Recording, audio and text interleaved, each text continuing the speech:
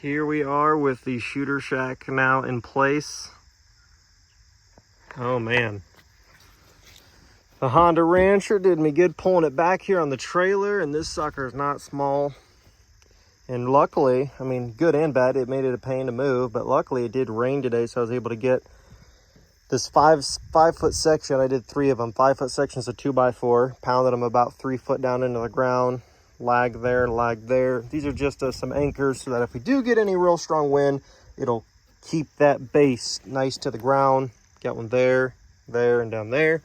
And I also took an anchor and took one of those real big dog anchors too, those lines. You can hook to them, but I just took the anchor and put it all the way down as far as I could. It goes about 18 inches into the ground there. And then you can play a tune on that. But put that in there to keep the base nice and firm to the ground. So let me show you inside this thing here. So here's the inside of this thing. I'm gonna do it on a half zoom so you guys can see more. But it's a very roomy blind. And they've got it very well sealed off in here. They've got foam all the way up around the top to seal off any kind of cracks up there where bees or flies or anything could get in. So that's nice. And then on top of that, well, also, so if you get a lot of wind, it can't blow water in. But the windows are all, you know, just simple. Got a hinge, you got some little black trim to hold that plexiglass piece in there. It's tinted plexiglass. And for these gun windows or crossbow windows, whatever you want to call them, just got a ring. Just hook it, nice and quiet.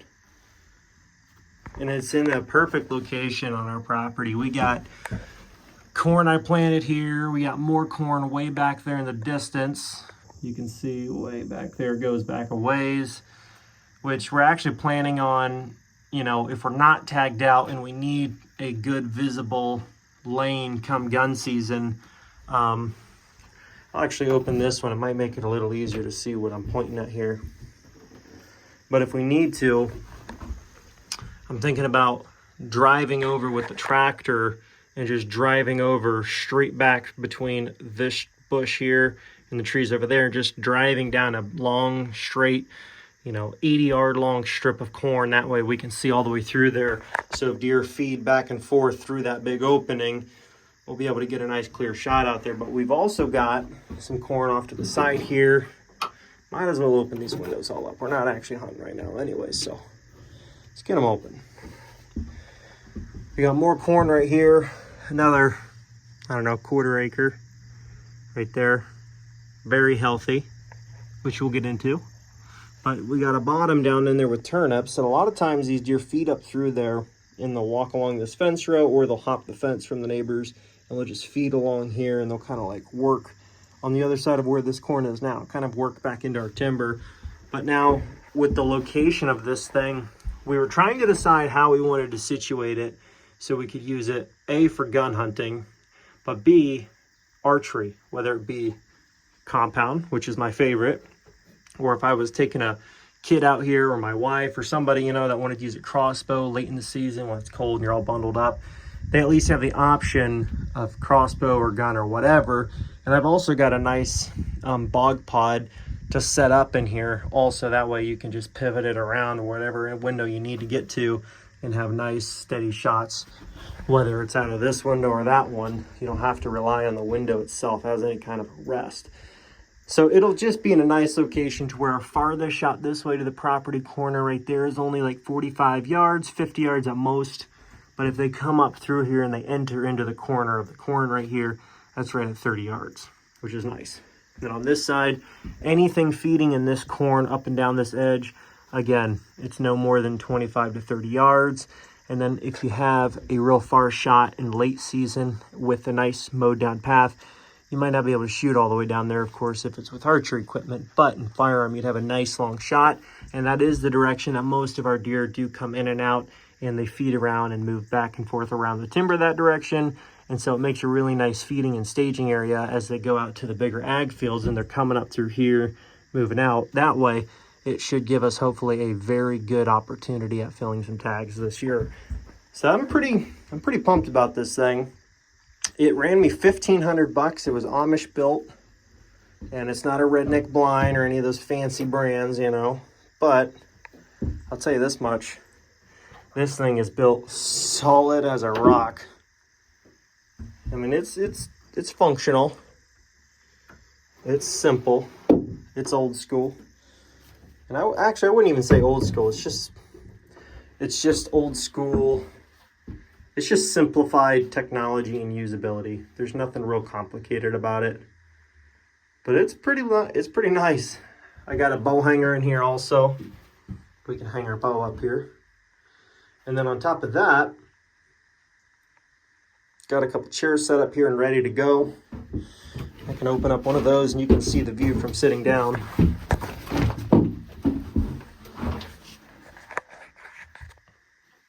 You can see out, you can watch all that corn. You can see the turnip food plots down low there. You can see all this corn right out the side here. And then back towards the house. I don't know if you can tell.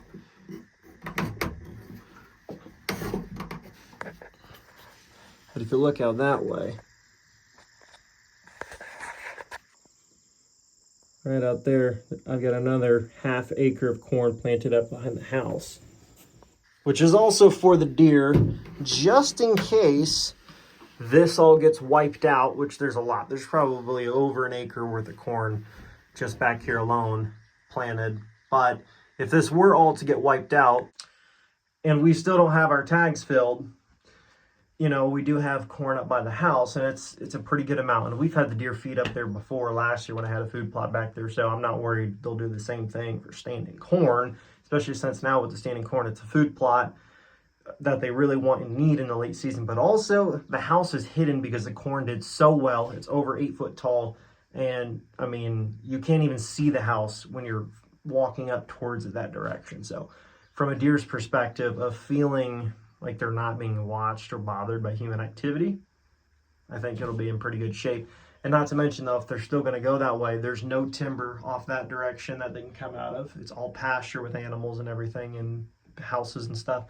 And then that way is just wide open field for 2 or 3 miles straight. So the only timber that pinches down and bottlenecks that comes out the closest to that corn is right in front of me here, which is our woods. So even if we're not hunting all this corn here, and let's say it all gets wiped out and they're feeding up out of this bottom to head up towards that other corn, we're still going to be right here in the action, giving everything a nice close shot. So I'm pretty pumped about this, whether it be archery, you know, crossbows or whatever gun. This should be in a pretty ideal location to make it all happen.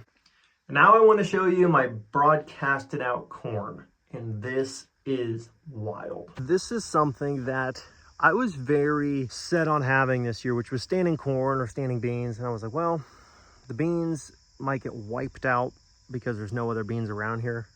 This year, all the farmers next door did corn.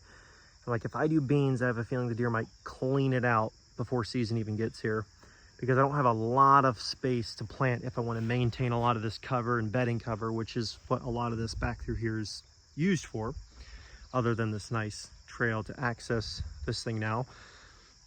But I wanted food for the later season. I don't need green food for the early season. There's food everywhere here. As you can see, there's tons of briars and briar patches, berry bushes, there's everything. But I needed a late season food to hone these deer in, because last year we had a really nice deer, and I'm talking probably like in the 140s, mid to high 140s, and he was only a 3-year-old deer. And I still would have shot him. I'm not at the point in my hunting career where I'm like passing up 3-year-old deer that are scoring like that. Maybe I should, I don't know, maybe that's wrong. But it gets me excited. I gotta fling an arrow. But anyways, I had already filled my tag.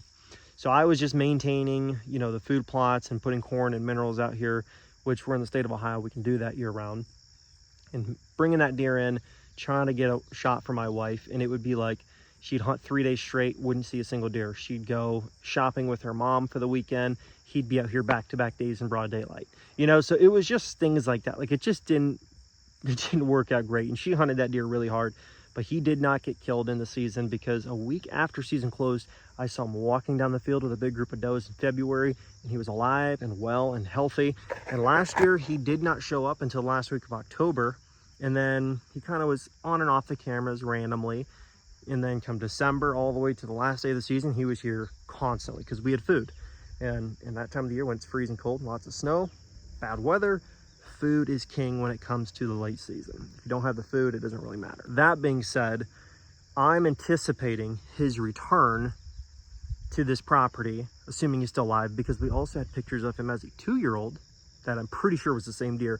He had the same frame, just a little more spindly, just a little narrower rack, just the same deer, but a little bit smaller.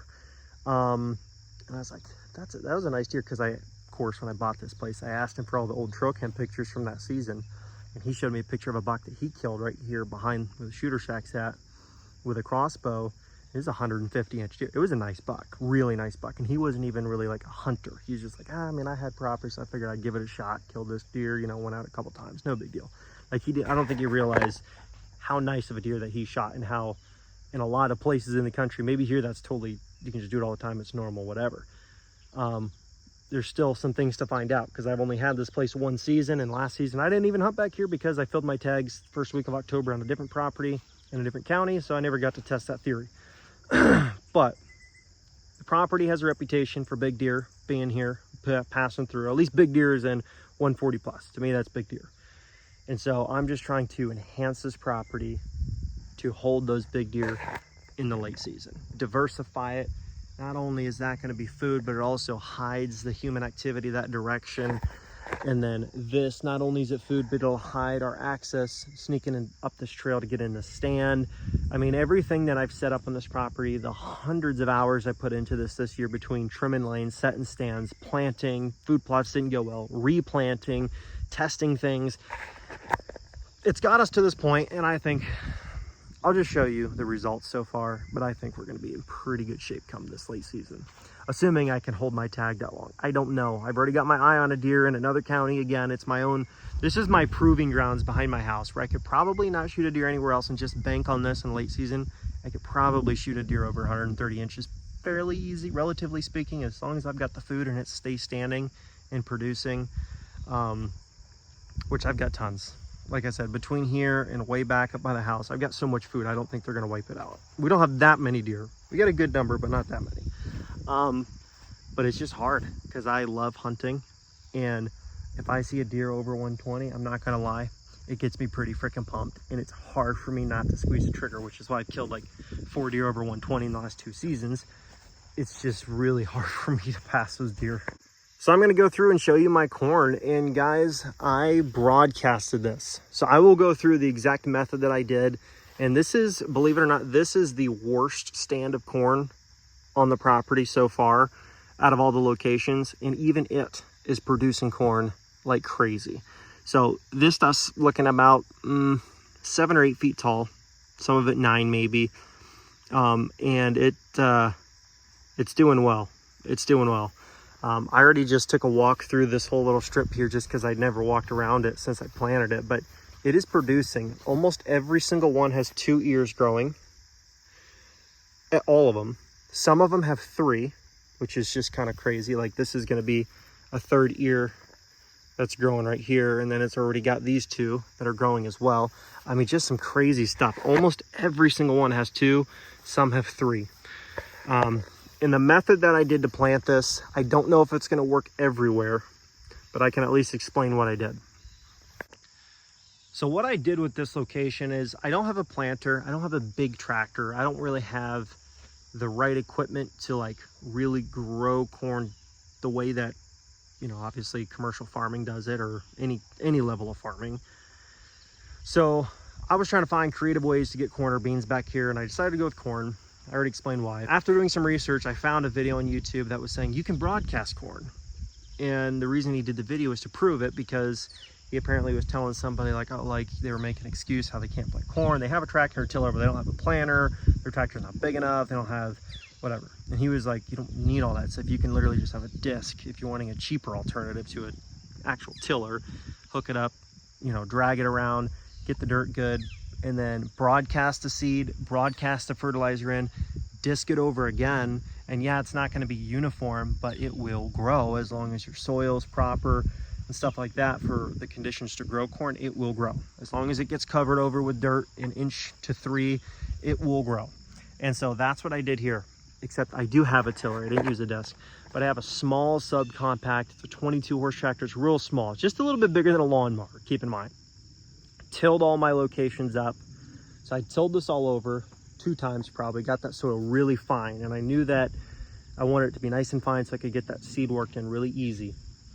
And then I did that, broadcasted my plant food, broadcasted my nitrogen, broadcasted my corn seed, and then I just tilled it over again. I tilled it over, and I didn't do any spraying before I tilled. A couple weeks prior, I did not spray until after my corn was about 10, 12 inches tall. And I took my ATV with a sprayer with some glyphosate and water, and I got the mix, which I didn't really measure it out. I just dumped a couple cups worth of glyphosate in the tank with 15 gallons of water, and it was enough to spray all my plots. Plenty, like I said, a little over 1.5 acres probably worth of corn. And within 2 weeks, there was not a weed in my plots, and then the corn was able to just absolutely explode because there was no grass competition. Got it to probably 4 foot tall, and then the weeds started to grow back. But at that point, I don't have anything big enough to drive over it and spray it again. And I wasn't that worried about it because the corn already got so big. Like, okay, it's the most dominant plant in the plot. It should be fine now. And like I said, 2 or 3 ears on every single stalk. I'd say it's doing pretty stinking good. And like I said, no planting like in rows or anything, just broadcast it out, and you can see how well that's doing. Now I'm going to show you this other plot, and this one, again, this is one that I was really nervous about because there's a lot of trees around it. I didn't know if it would, get enough nutrients with all the root structure competing, or if it wouldn't get enough sunlight or what. So you can see down this side of the trail, it's all, the shortest stuff is like 5 or 6 feet, and most of it's 8, 9, 10. It's tall. It grew really, really well. So come over here, you can't even see through this stuff. It's so thick with corn. And again, just, you can see all the tassel. All the, I don't know what you call that stuff. The fuzzy stuff coming out of the corn to show where there's going to be an ear of corn growing. And like this one, there's 3 ears growing on. There's 1, 2, 3, all on the same one stalk, which is just crazy. And then there's another one planted next to it, and it's also growing 2 ears. There's another one here that's growing 3. It's just crazy to me. Here's another one. Most of them are growing just 2. Like you can see back in there, most of them are just growing 2 ears. But there's a lot that are growing 3, which is just wild to me. I never even thought that was possible, but like there's another one growing there. It's already got these 2 ears growing here. It's just crazy how this turned out.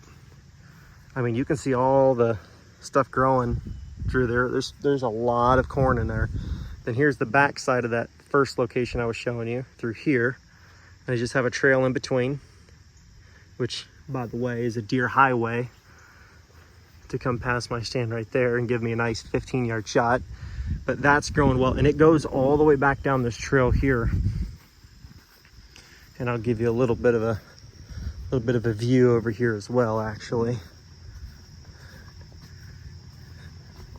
But even the real small ones that are not doing amazing like this, it's still growing at least 1 ear of corn, and those are probably the worst ones. And it's not done growing. It's only the first 2 weeks of August almost.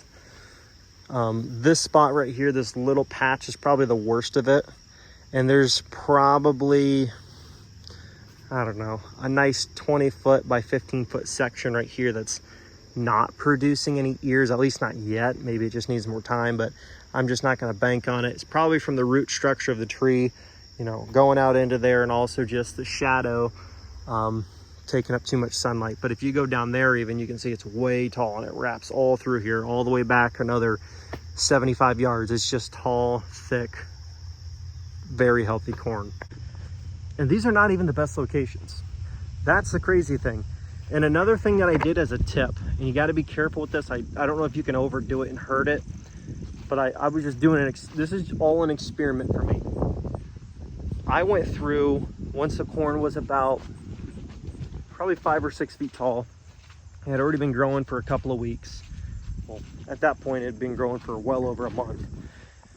But I went around with a broadcaster, like a big, you know, bag style, and I just aimed it up in the air all the way on like halfway open setting, and just broadcasted nitrogen, like slow time release nitrogen. I just broadcasted it all over into the corn. Like walked on the edges and just shot it out, cranking it as hard and fast as I could to get it way out there, and just threw a ton of nitrogen back out into this. And then like within 2 weeks of that, this stuff went crazy. I mean, it just blew up. And this is the one that I thought I overdid it with the nitrogen. I thought, oh no, like my cedar ended up falling all the way open. I didn't realize how much was coming out, and I like ran out when I got down the one side, walking from the front all the way down, like shooting it up into the air. And I was like, oh, I'm already out of nitrogen. I thought I put way too much, and this thing blew up. Look how tall this corn is, dude. I mean, look how tall it is compared to that tree. I mean, that's a 40-foot tall tree. This stuff is ridiculous. And this is on half zoom, so you can see it all. This is normal zoom, so you can see the difference. Half zoom makes it look like there's way less corn here. But here's back to half zoom, so you guys can see the magnitude of this stuff. I mean, this is just ridiculous. Again, 2, some of them 3. This one has a way more 3-ear corn than any of the other ones. But almost every single one, but maybe a couple. Like these little ones that were like planted too close together and just on the edge where I had to mow them over a couple times. And believe it or not, this genetically modified stuff, I mowed that corn over like 4 different times this summer, maintaining this trail, and just freaking grew right back. But anyways, just check this stuff out. I mean, this is just wild.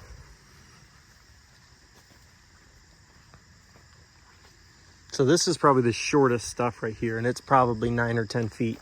And then you get further down here and it just keeps getting taller and taller and taller. I mean, this is just unbelievable. And I don't know what this stuff is growing at the top. I don't know if that's just like strange tasseling or what in the world that is. Or is it like sorghum or I don't know what it is. Something weird. I don't know what it is. But whatever that is, I don't know. But all I know is the ones that are growing that on top like that, they don't have anything growing on it all the way down the rest of it. But I mean, just crazy how dense this stuff is. And it still has like 10 to 12 inch tall weeds down in there. But this stuff grew tall enough, fast enough that the weeds didn't stand a chance overall. And I'm convinced that we probably wouldn't have had to have such a rebound of weeds had I actually had a planter that was super uniform to keep all the sunlight out of the base down there, you know, because that's gonna cause weeds to grow good when you have plenty of sunlight getting all the way down to the ground, even when it's this tall. Again, any of the ones that have this weird looking, like the corn is growing but not covered up, I don't know how that happens. But anything that's grown like that, they've only got one, and they don't have any actual ears growing anywhere else. I'm guessing because that's not actually going to make it. I don't know. But, I mean, it's crazy. It's healthy. It's producing. And this was no crazy equipment. Just a small subcompact tractor, which is just something you could go rent for like 150 to 250 bucks probably. And that's the cool thing about this method is it's like, I just used a little tiny hydrostat 22 horse tractor with a little tiller. You could probably rent the tractor and the tiller, depending on where you are. Every place, every county and city and state has a different rates for rental equipment. But around here, you could probably rent the tractor and the tiller for less than 300 bucks together as a unit for like a day or two. Get it all done, and then you're good to go. And then with the sprayer and the ATV, you know, maybe you know somebody you can borrow one. Maybe you could rent one just to use for the day and buy a sprayer if you know you're going to use it every single year, because I don't know if you can rent those. But there's always a way to do it. So Just something to think about and something to consider. But it can be done without big tractors and big planters and stuff. And here's my final corn location. I did about a 10-foot wide strip straight down, cut over, and this is all a big solid, probably half-acre planted. And then I tried to do another 10-foot wide strip down there to block some more of the human activity that direction. Got some clover mixed in, a little bit of chicory. We did plant some turnips in here. There's not a lot growing. You can see there's some growing, starting to come up through. But we did plant turnips in this as well, and hopefully it takes off. But you can see the corn. Again, there is grass competition because the weeds with glyphosate, they don't stay out forever unless your rows are real nice and neat and they keep the sunlight out. But it's growing good. There's a lot there. Anyways, guys, that's my update on the new shooter shack and the broadcasted corn. And yes, it does work and you can do it. Thank you so much for watching, guys. I'll catch you in the next video. Peace.